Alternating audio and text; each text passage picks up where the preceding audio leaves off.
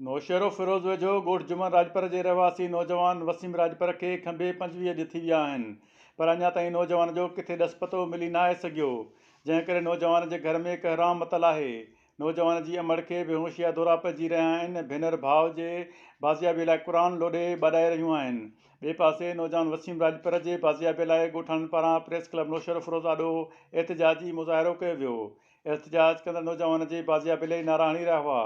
उन मौक़े ते नौजवान जो वालिद ग़ुलाम अब्बास राजपर, चाचे दिलदार राजपर ऐं ॿियनि चयो त नौजवान वसीम राजपर खे 25 ॾींहं अॻु राति जे वक़्तु ॻोठ ईंदे नामालूम माण्हू खंबे खणी विया हुआ ऐं अञा ताईं नौजवान जो को बि ॾस पतो पइजी नाहे सघियो, जंहिं करे घर में मातम बरपा आहे। हिननि चयो त नौजवान जी तमामु घणी ॻोल्हा कई आहे, पर नौजवान जो किथे बि ॾस पतो मिली नाहे सघियो, जॾहिं त पुलिस बि केस वठण लाइ तयारु नाहे ऐं न ई वरी नौजवान जी ॻोल्हा लाइ पुलिस का मदद करे थी, जंहिं करे असां सख़्तु परेशान आहियूं।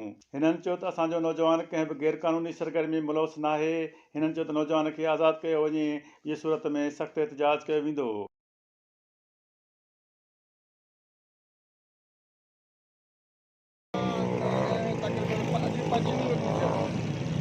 पंजवीह ॾींहंनि खां मुंहिंजो पुटु गुम आहे।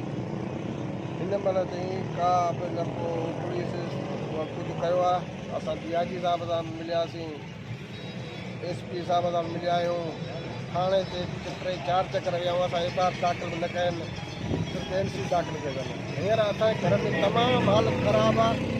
सीधे मोकिल लॻो पियो आहे, मुंहिंजे घर में मातम लॻो पियो आहे।